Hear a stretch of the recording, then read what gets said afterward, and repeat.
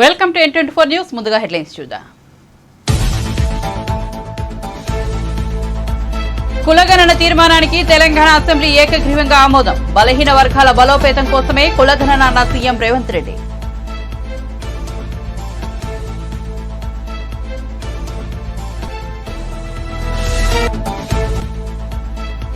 ఉత్తరాంధ్రలో టీడీపీ శంఖారావం యాత్ర.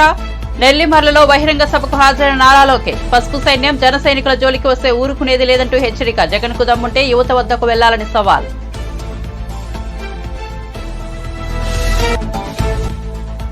పిఎల్ శ్రీనివాస్ తో పాటు బీజేపీలో చేరిన కూతురు అలైక్య. కమలం కండువా కప్పుకున్న ఉమ్మడి ఖమ్మం జిల్లాకు చెందిన వెల్లెల రామ్మోహన్ కండువా కప్పి పార్టీలోకి ఆహ్వానించిన కిషన్ రెడ్డి.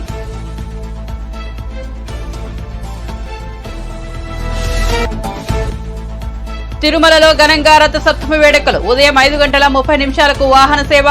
7 టన్నుల పూలతో ఆలయంలో అలంకరణ.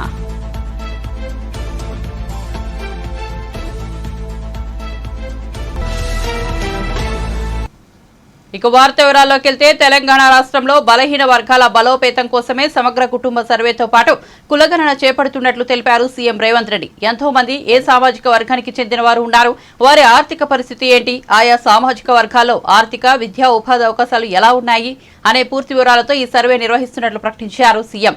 దీని ద్వారా బలహీన వర్గాలకు మరింత ప్రయోజనకరంగా సంక్షేమ పథకాలు అమలు చేయొచ్చని స్పష్టం చేశారు. కేసీఆర్ ప్రభుత్వ హయాంలో చేసిన సమగ్ర కుటుంబ సర్వే వివరాలు 10 ఏళ్లు దాటినా బయటపడలేదని, 10 ఏళ్లుగా దాచుకున్నారంటూ ఎద్దేవా చేశారు. బలహీన వర్గాల సర్వే చేస్తుంటే 6% ఉన్న వారికి ఎందుకు కడుపు మండుతుందో అర్థం కావటం లేదంటూ కేసీఆర్ సామాజిక వర్గాన్ని ఎత్తి చూపుతూ చురకలంటించారు. కులగణనపై తీర్మానం చేస్తుంటే కేసీఆర్ సభకు కూడా రాలేదంటూ చురకలంటించారు. ఒక మంచి కార్యక్రమాన్ని చేపట్టాలని ప్రభుత్వం ఈరోజు పొన్నం ప్రభాకర్ గారు తీర్మానాన్ని ప్రవేశపెట్టిండ్రు. దాంట్లో చర్చలో భాగంగా ప్రతిపక్షాలందరూ కూడా సలహాలు సూచనలు తీసుకోదలుచుకున్నారు. అయితే ఈ సందర్భంగా సలహాలు సూచనలు ఇచ్చేదానికంటే కూడా అనుమానాలను లేవనెత్తడం ద్వారా ఈ అంశాన్ని పక్కదోవ పట్టించి ప్రజలకు కొన్ని అనుమానాలను రేకెత్తించే విధంగా చర్చ ఆ దిశగా జరుగుతుంది అధ్యక్ష. ఈ సందర్భంగా నేను తమ ద్వారా ప్రతిపక్ష పార్టీలకు, సభలో ప్రాతినిధ్యం లేని మిగతా వర్గాలకు, సామాజిక వర్గాలకు కూడా తమరి ద్వారా నేను ఏం చెప్పదలుచుకున్నా అంటే, బడుగు బలైన అల్పసంఖ్యాక వర్గాల అభ్యున్నతికి నిరంతరం పాటుపడ్డ చరిత్ర కాంగ్రెస్ పార్టీది. అందులో భాగంగానే కాంగ్రెస్ నేతృత్వంలో ఉన్న యూపీఏ 1 సందర్భంగా మైనారిటీల యొక్క అభ్యున్నతి కోసం, వాళ్ళ ఆర్థిక స్థితిగతులను అంచనా వేసి వాళ్ళ మేలు కోసం, వాళ్ళ అభివృద్ధి కోసం చర్యలు చేపట్టాలని ఆనాడు జస్టిస్ రాజేందర్ సచార్కం నేతృత్వంలో దేశంలోని ముస్లిం మైనారిటీ స్థితిగతుల అధ్యయనానికి ఉన్నత స్థాయి కమిటీ వేయడం జరిగింది అధ్యక్ష. ఆ రోజు ఆ కమిటీ చేసిన సమగ్ర అధ్యయనం, చేర్చిన సిఫార్సులను ఆధారంగా ముస్లిం మైనారిటీ అభ్యున్నతికి కనువిని ఎరగని రీతిలో ఆ రోజు ప్రభుత్వం చర్యలు చేపట్టింది. అది చరిత్రలో కాంగ్రెస్ పార్టీ తీసుకున్న నిర్ణయాలు కూడా మన కళ్ళ ముందు ఉన్నాయి. ఇలాంటి అనుభవాలన్నిటిని క్రోడీకరించి మన రాష్ట్రంలో ప్రధానంగా అన్ని వర్గాలకు సంబంధించిన సమాచారాన్ని సేకరిస్తూనే వెనుకబడిన తరగతుల వారి యొక్క అభ్యున్నతి కోసం, వారికి అవసరమైన ఆర్థిక సహాయాన్ని, అదేవిధంగా రాజకీయంగా కానీ, విద్యాపరంగా కానీ, ఉద్యోగపరంగా కానీ అన్ని రకాలుగా ఆ వర్గాలకు ప్రభుత్వం అండగా నిలబడాలన్న ఆలోచనతోని మా నాయకుడు, పార్లమెంట్ సభ్యుడు రాజీవ్ గాంధీ గారు వారసుడుగా రాహుల్ గాంధీ గారు ఏదైతే మాట ఇచ్చిండ్రో ఆ మాటను నిలబెట్టడానికి ఈరోజు ఈ ప్రభుత్వం పూర్తి స్థాయిలో ప్రయత్నం చేస్తుంది. అందుకే ఈరోజు ఏ విధంగా అయితే సచార్ కమిటీ ద్వారా మైనారిటీ వర్గాలకు మేలు జరగడానికి నిర్ణయాలు తీసుకున్నామో, ఈరోజు కూడా ఈ సభలో శాస్త్రీయ పరంగా ఒక అంచనా, సమగ్ర ప్రణాళికలు, విధానాలను రూపొందిస్తాం.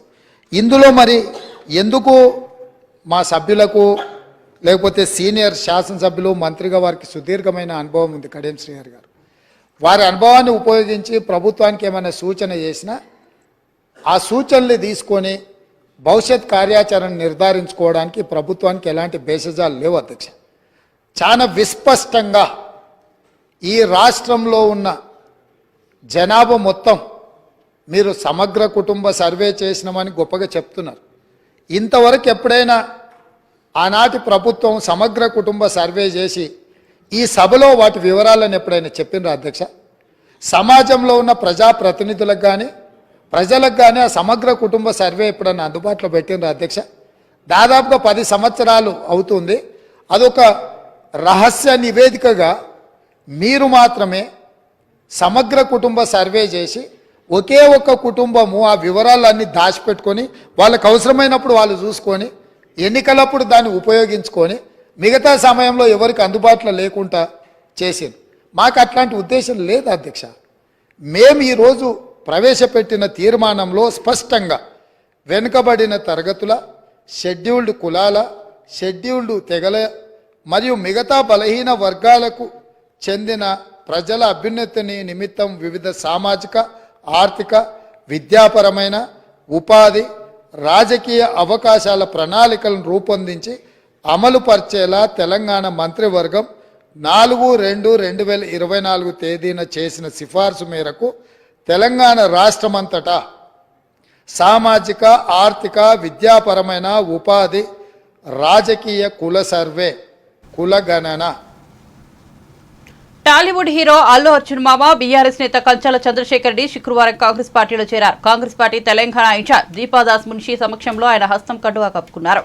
ఆయనతో పాటు పలువురు బీఆర్ఎస్ నాయకులు కాంగ్రెస్ పార్టీలో చేరారు. వారికి దీపాదాస్ మున్షి కండువా కప్పి పార్టీలోకి ఆహ్వానించారు. వికారాబాద్ జెడ్పీ చైర్పర్సన్ పట్నం సునీత మహేందర్ రెడ్డి తన భర్త మహేందర్ రెడ్డితో కలిసి కాంగ్రెస్ పార్టీలో చేరారు. జీహెచ్ఎంసీ మాజీ మేయర్ బంతు రామ్మోహన్ కూడా హస్తం గుడికి చేరుకున్నారు. కాంగ్రెస్ పార్టీ అధికారంలోకి వచ్చాక పలువురు నాయకులు ఆ పార్టీలో చేరుతున్నారు. పటాన్చెరు నియోజకవర్గం నాయకుడు నీలం మధుముదిరాజ్ బీఎస్పీకి రాజీనామా చేసి కాంగ్రెస్ లో చేరారు.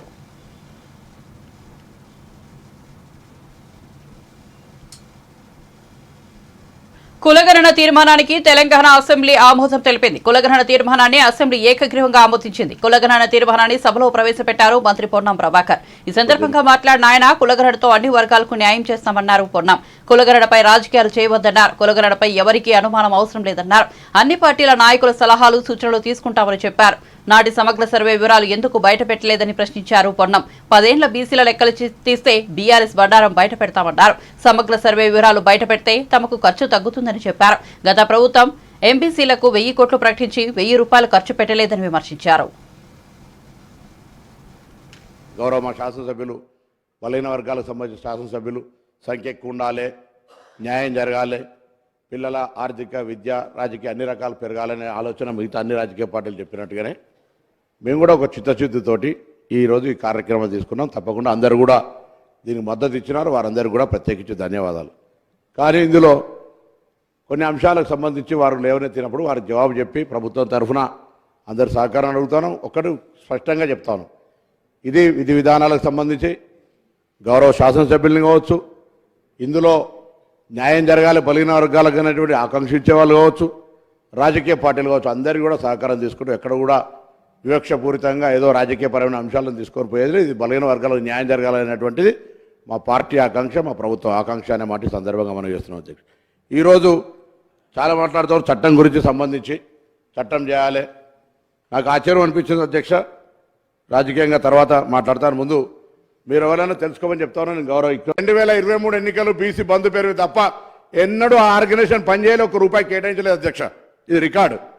అదేవిధంగా 2014 నుంచి 2023 దాకా వీళ్ళు ఇప్పుడు చెప్తా ఉన్నారు సంవత్సరానికి 20 కోట్లు ఇస్తున్నారు, ₹1,00,000 కోట్లు కావాలని. మొత్తం 9.5 సంవత్సరాల లెక్కలు దీవని అడుగుతా ఉన్నారు అధ్యక్ష. మీరు బడ్జెట్లో ఎన్ని 100 కోట్లు ప్రకటించుకున్నారో మొత్తం 23,000 కోట్ల రూపాయలు ఖర్చు తప్ప ఈ రోజు వరకు 9.5 సంవత్సరాల ఈ ప్రభుత్వం బీసీలకు ఇచ్చినటువంటి ఖర్చు 23,000 కోట్లు మాత్రం. అధ్యక్ష, మీరు రికార్డ్స్ ఉంటే అన్ని రికార్డులను వెరిఫై చేసుకోమని చెప్పి సభదారం కోరుతాను. అదేవిధంగా ఈరోజు ఎంబీసీలకు సంబంధించి ముచ్చట వచ్చింది అధ్యక్ష. ఎంబీసీలకు సంబంధించి 1000 కోట్లు ఆర్భాటంగా ప్రకటిస్తే నిజంగా కూడా నేను ఒక బలహీన వర్గాల బిడ్డగా చాలా సంతోషపడ్డా. మా ఎంబీసీలకు సంబంధించి 1000 కోట్లు వచ్చినాయని అధ్యక్ష. 1000 రూపాయలు కూడా ఖర్చు కానటువంటి పరిస్థితి. ఆ కార్పొరేషన్ చైర్మన్ వేస్తే ఆ కార్పొరేషన్ చైర్మన్ ఒకసారి ఇంటర్వ్యూ తీసుకొని ఆయన బాధ చెప్తారు. ఈ పరిస్థితుల్లో ఉన్నటువంటి సందర్భంగా మనం వాస్తవికంగా మాట్లాడాలి, వాస్తవికంగా న్యాయం చేయాలని చెప్పిన అందరూ కూడా అఖిల పక్షాన్ని పిలుస్తాం, బలహీన వర్గాల శాసనసభ్యులు పిలుస్తాం. టీడీపీ జాతీయ ప్రధాన కార్యదర్శి నారా లోకేష్ శంఖారావం యాత్ర ఉత్తరాంధ్రలో కొనసాగుతోంది. నెల్లిమర్ల నియోజకవర్గంలో నిర్వహించిన బహిరంగ సభలో నారా లోకేష్ వైసీపీ నాయకత్వంపై నిప్పులు చెరిగారు. పసుపు సైన్యం జన సైనికుల జోలికి వస్తే సహించేది లేదని స్పష్టం చేశారు. భూమ్ భూమ్ బ్యాచ్ చొక్కాలు మడత పెడితే వెంకుర్చీలు మడత పెట్టడమే అంటూ హెచ్చరించారు. రాష్ట్రంలో మద్య నిషేధం తర్వాతే ఓటు అడుగుతానన్న జగన్ ఇప్పుడేం అడుగుతారంటూ నిలదీశారు. ఏపీలో ఉన్న వైసీపీ బ్యాచ్ అంతా బ్లేడ్ బ్యాచ్ అని విమర్శించారు. రాష్ట్రంలో ఉన్న రాజధాని నాశనం చేసి మరో 2 ఏళ్లు హైదరాబాద్ లో కులుకుతామంటున్నారు. మీకు అసలు సిగ్గుందా అని మండిపడ్డారు. జగన్ కు దమ్ముంటే ఈసారి యువత వద్దకు వెళ్లాలని లోకేష్ సవాల్ విసిరారు. తెలుగుదేశం జనసేన ప్రభుత్వం రాబోతుంది. వడ్డీతో సహా ఈ డబ్బులు కక్కించి పేద ప్రజలకు అందించే బాధ్యత నేను తీసుకుంటాను. అస్సలు ఎంత దారుణమైన ఇల్లు కడుతున్నారంటే ఇప్పుడు చేతితో తోస్తేనే మొత్తం కూలిపోయే పరిస్థితి మనం చూస్తున్నాం. అందుకే నిరుపేద కుటుంబాలకు నేను చెప్తున్నా, 2 నెలలు ఓపిక పట్టండి. మెరుగైన టెక్నాలజీ తీసుకొచ్చి మీకు పక్కా ఇల్లు కట్టించే బాధ్యత తెలుగుదేశం జనసేన ప్రభుత్వం తీసుకుంటుంది. జగన్ కి మధ్యన భయం పట్టుకుంది. ఆయన రాత్రి పడుకుంటే కళ్ళలో కూడా చంద్రబాబు గారు వస్తున్నారంట. అందుకే అర్ధరాత్రి లేసి ఏం తప్పు చేయని చంద్రబాబు నాయుడు అక్క చెల్లెలు పెద్దమ్మ చిన్నమ్మల ఇప్పుడు ప్రెసిడెంట్ మెడల్ ఆ సభలో మాట్లాడుతూ వైకాపా నాయకులు చొక్కా చేతులు మడత పెట్టుకుని పోరాటానికి సిద్ధం ఉండాలని పిలుపిచ్చారు. ఆ భూమ్ భూమ్ బ్యాచ్ కి చెప్తున్నా, వదిలే స్వామి అక్కడ పెట్టేసెళ్ళు. కుర్చీకి ఒక స్టోరీ ఉంది, అందుకే కుర్చీ వచ్చింది. ఆ భూమ్ భూమ్ బ్యాచ్ కి చెప్తున్నా, చొక్కా చేతులు మడత పెట్టుకుంటే ఇక్కడ ఊరుకునేదానికి పసుపు సైన్యం గాని జన సైనికులు లేరు. మా జోలికి రావద్దు, మేం ఎవరిని వదిలిపెట్టాం.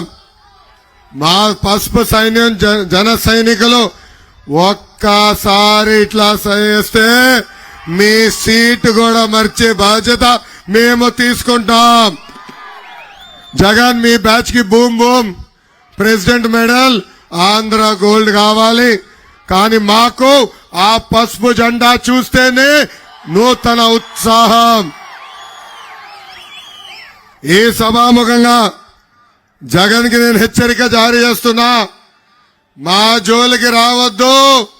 పొరపాటున వస్తే నీ సీటు మర్చబెట్టి నీకు సీటు లేకుండా చేసే బాధ్యత మేము తీసుకుంటాం. ఎలా చేస్తామో చూపించాలా ఆయనకు ఒకసారి. ఇదిగో బా జగన్,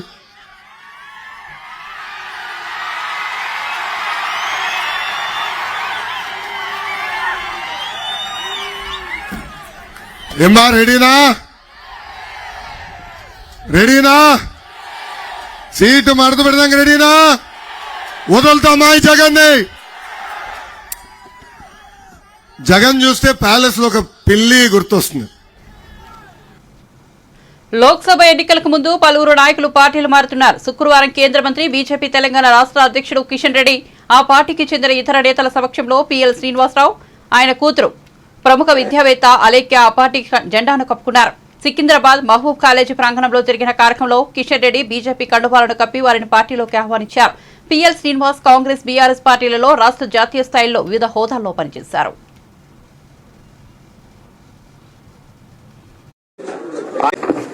రాష్ట్ర నాయకులు ఇతర దేశాలతో తలదన్నే విధంగా మన దేశంలో ప్రపంచమంతా కూడా ఎదురు చూస్తున్నటువంటి ఏ రోడ్లు అయితేనో మన దగ్గర కూడా అదే విధమైనటువంటి రోడ్లు ఈరోజు కనిపిస్తా ఉన్నాయి.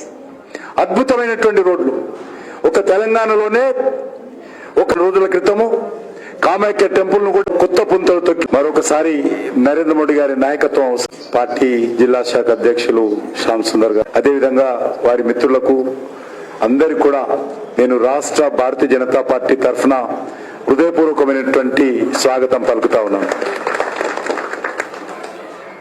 ఎందుకంటే ఈరోజు దేశంలో మరి మరొకసారి నరేంద్ర మోడీ గారి నాయకత్వం అవసరం ఉంది. ఈరోజు భారతీయ జనతా పార్టీ ప్రపంచంలోనే అతిపెద్ద పార్టీ. గతంలో చైనా కమ్యూనిస్ట్ పార్టీ పెద్ద పార్టీగా ఉండేది. కానీ ఈరోజు చైనా లాంటి కమ్యూనిస్ట్ పార్టీ కూడా దాటేసి భారతీయ జనతా పార్టీ అత్యధికమైనటువంటి సభ్యులు కలిగినటువంటి పార్టీ, గిన్నిస్ బుక్ లో రికార్డ్ అయినటువంటి పార్టీ ఈరోజు భారతీయ జనతా పార్టీ. అటువంటి పెద్ద కుటుంబంలో రామ్మోహన్ రావు గారు వారి మిత్రులందరూ కూడా మరి గతంలో మానసికంగా చేరిన ఈరోజు శారీరకంగా కూడా వారు భారతీయ జనతా పార్టీలో చేరడం అవుతున్నదో చాలా సంతోషం అని చెప్పి నేను ఈ సందర్భంగా వారికి, వారితో పాటు చేరినటువంటి మిత్రులందరికీ కూడా హృదయపూర్వకమైన స్వాగతం పలుకుతా ఉన్నాను. వాలంటీర్లే తన సైన్యమని, రాబోయే రోజుల్లో వాలంటీర్లే కాబోయే నాయకులని ఏపీ ముఖ్యమంత్రి జగన్ వ్యాఖ్యానించిన సంగతి తెలిసిందే. ప్రతి వాలంటీర్ ప్రతి ఇంటికి వెళ్లి టీడీపీకి, చంద్రబాబుకు వ్యతిరేకంగా ప్రచారం చేయాలని వాలంటీర్లకు జగన్ సూచించారు. ఈ నేపథ్యంలో టీడీపీ నేత బోండా ఉమా స్పందిస్తూ వాలంటీర్లు ప్రజాసేవకులంటూ జగన్ ఇంతవరకు చెప్పిన వ్యాఖ్యలని అబద్దాలని తేలిపోయిందని చెప్పారు. జగన్ నిజస్వరూపం బయటపడిందని అన్నారు. వాలంటీర్లు వైసీపీ కోసం పనిచేస్తున్న వ్యక్తులని జగన్ చెప్పారని అన్నారు. ప్రజల సొమ్మును జీతాలుగా తీసుకుంటున్న వాలంటీర్లు వైసీపీకి అనుకూలంగా పనిచేస్తున్నారని చెప్పారు. వాలంటీర్లు వైసీపీ సైన్యమైనప్పుడు ఏ చట్టం ప్రకారం గత 5 ఏళ్లుగా వాలంటీర్లకు 9,663 కోట్లు దోచిపెట్టారని ప్రశ్నించారు. వాలంటీర్లు భవిష్యత్తుకు వైసీపీ నేతలని సాక్షి పత్రికలో కథనం వచ్చిందని, ఈ కథనంతో వాలంటీర్ల బ్రతుకులు రోడ్డున పడినట్టేనని చెప్పారు.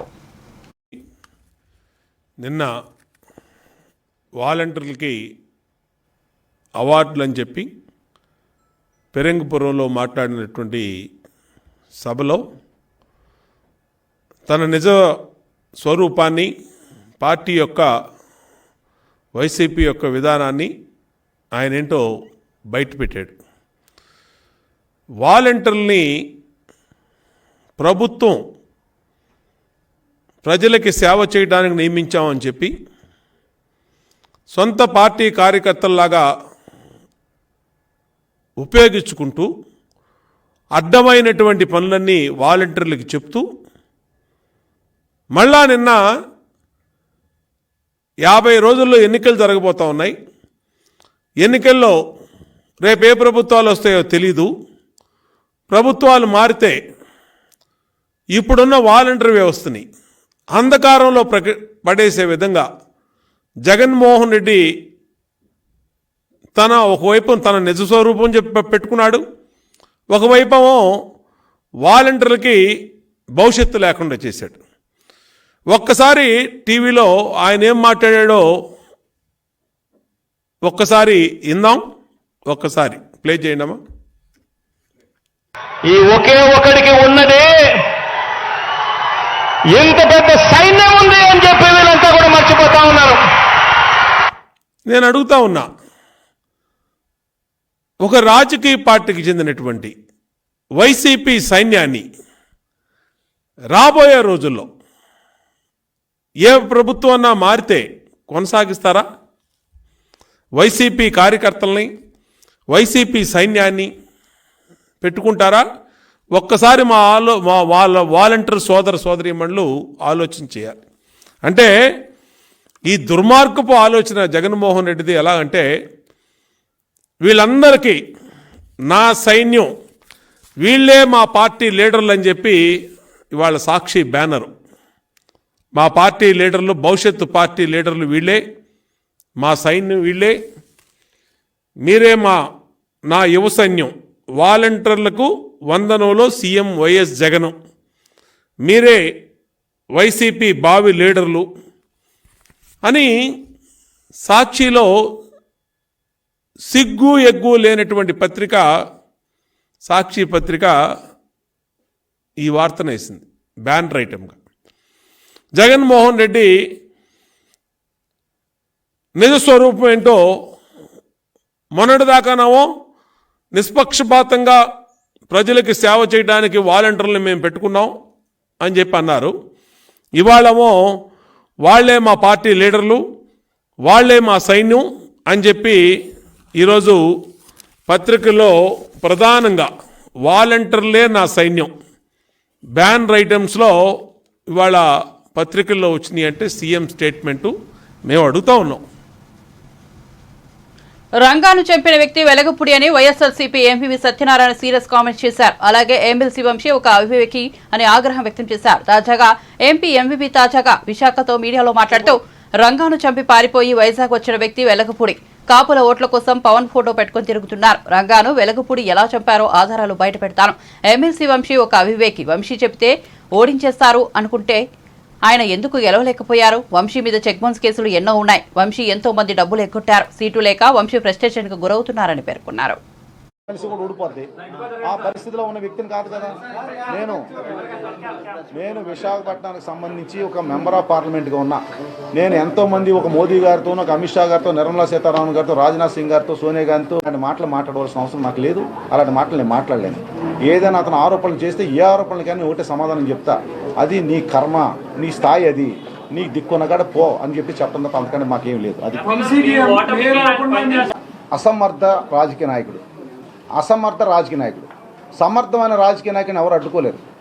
సమర్థత ఉన్న రాజకీయ నాయకుడిని, సమర్థత ఉంటే ఎవరైనా పార్టీ గౌరవిస్తుంది, ప్రజలు గౌరవిస్తారు, ఉన్నత స్థానంలో కూర్చోబెడతారు. అర్థమైందండి. అసమర్థ రాజకీయ నాయకుడిని అసమర్థతతోనే అతని కింద దిగిపోతూ ఉంటాడు. అతను గెలలేపోయాడు. 2009లో సీట్ ఇస్తే గెలలేపోయాడు. 2014లో గెలలేపోయాడు. 2019లో సీటే తెచ్చుకోలేకపోయాడు. 2021లో అతను అసమర్థతను చూసి అతను మేయర్ని చేస్తే విశాఖపట్నం పరిస్థితి ఏంటని చెప్పేసి మేయరు ముఖ్యమంత్రి గారు ఇచ్చి ఉండకపోవచ్చు.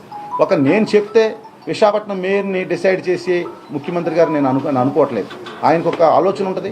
అక్కడ ఎవరైతే ఒక ఇంటెలిజెన్స్ రిపోర్ట్స్ ఉంటాయి, ఎవరైతే ఏ విధంగా పనిచేస్తారని ఒక రిపోర్ట్స్ ప్రకారం వాళ్ళు డిసిషన్ తీసుకుంటారు. అదేంటంటే అది ఒరిజినల్గా ఒక డైరెక్ట్ ఎలక్షన్ అయితే ఇంకో రకంగా ఉంటుంది. అది కూడా తర్వాత డిసైడ్ చేసిన మేయర్ పోస్ట్ కాబట్టి డెఫినెట్గా ఒక మంచి పద్ధతి ఉన్న వ్యక్తులు డిసైడ్ చేయాలని ఎవరైనా అనుకుంటారు. నేను కానీ వీసీ ప్రసాద్ రెడ్డి గారిని కానీ అతను పదవిని అడ్డుకోలేదు. అతను ఇప్పుడు కూడా అదే అవివేకంలో ఉన్నాడు. అతను ఏంటంటే నేను చెప్తున్నా కదా, ఇప్పుడు మళ్ళీ 3:30కు పెడతాడు, మళ్ళీ తిడతాడు, తిట్టుకొని ఉన్నాడు. ఆడికి మీకు ఎన్ని రోజులైనా అతను చేస్తాడు. అతను ఎందుకు వేరే దారి లేదు, అతనికి వేరే దారి లేదు. ఎందుకంటే ఒక ఎగ్జాంపుల్ చెప్తాను మీకు.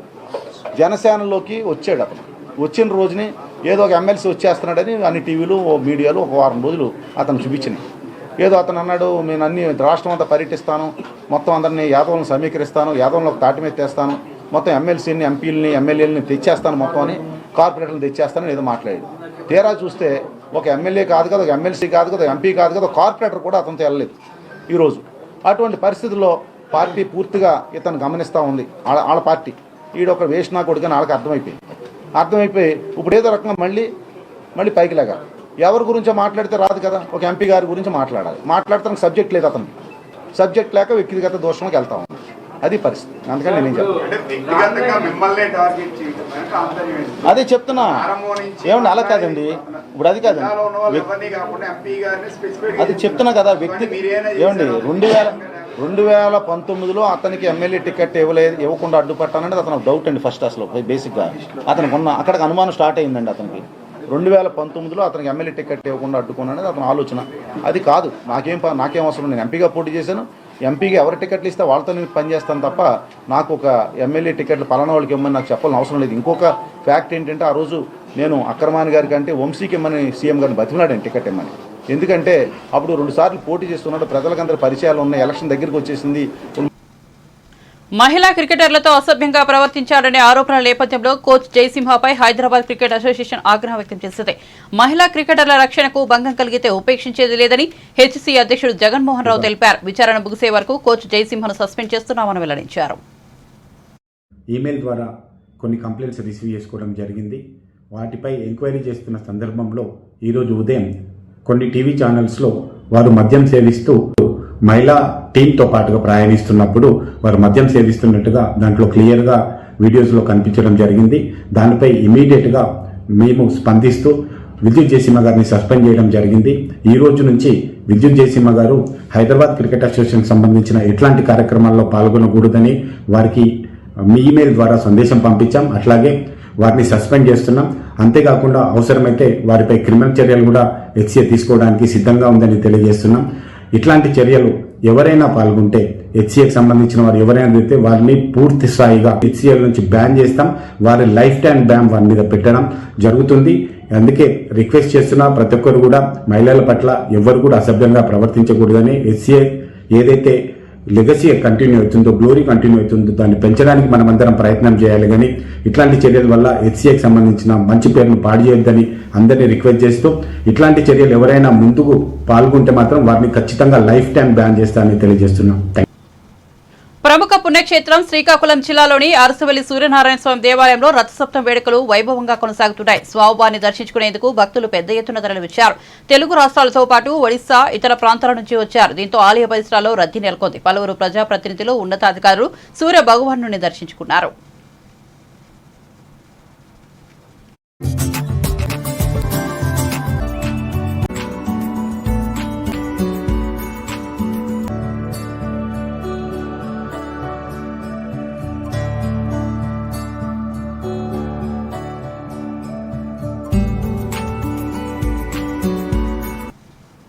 కలియుగ వైకుంఠం తిరుమలలో రథసప్తమి వేడుకలు ఘనంగా జరుగుతున్నాయి. ఈ మహోత్సవం కోసం మహాద్వారం నుంచి స్వామివారి సన్నిధి వరకు పుష్పాలంకరణ చేశారు. దాదాపు 7 టన్నుల పుష్పాలను 50,000 కట్ ఫ్లవర్స్ ఉపయోగించి సుందరంగా తీర్చిదిద్దారు. శుక్రవారం తెల్లవారుజామున శ్రీవారి వాహన సేవతో ఉత్సవాలు ప్రారంభమయ్యాయి. సూర్యప్రభ వాహనంపై అర్చకులు శ్రీవారిని ఊరేగించారు. ఉదయం 11 గంటల ప్రాంతంలో చిన్న శేష వాహనం, మధ్యాహ్నం 1 గంట తర్వాత గరుడ వాహనం, మధ్యాహ్నం 2 నుంచి 3 గంటల మధ్య హనుమంత వాహనంపై స్వామివారిని ఊరేగించారు. సాయంత్రం 4 గంటలకు శ్రీవారికి చక్రస్నానం నిర్వహించారు. అనంతరం కల్పవృక్ష, సర్వభూపాల, చంద్రప్రభ వాహన సేవలు నిర్వహించనున్నారు. రథసప్తమి వేడుకల సందర్భంగా పోలీసులు పటిష్ట భద్రత ఏర్పాటు చేశారు.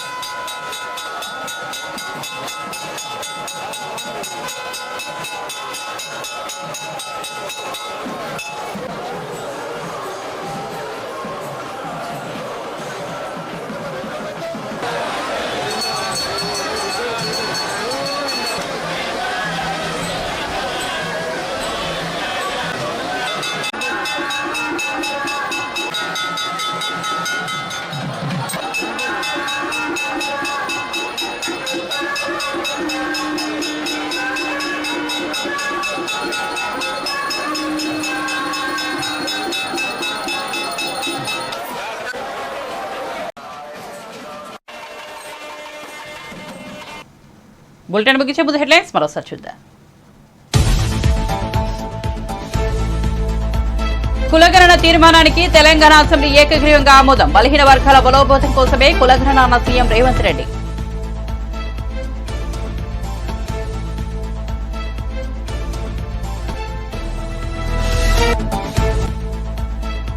ఉత్తరాంధ్రలో టీడీపీ శంఖారావం యాత్ర, నెల్లిమర్లలో బహిరంగ సభకు హాజరైన నారా లోకేష్. పశు సైన్యం జన సైనికుల జోలికి వస్తే ఊరుకునేది లేదంటూ హెచ్చరిక.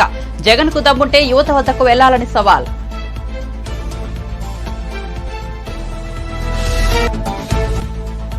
పిఎల్ శ్రీనివాస్ తో పాటు బీజేపీలో చేరిన కూతురు అలైక్య. కమలం కండువా కప్పుకున్న ఉమ్మడి ఖమ్మం జిల్లాకు చెందిన వెల్లెల రామ్మోహన్. కండువా కప్పి పార్టీలోకి ఆహ్వానించిన కిషన్ రెడ్డి.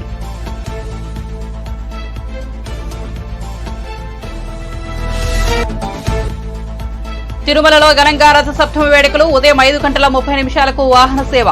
7 టన్నుల పూలతో ఆలయంలో అలంకరణ.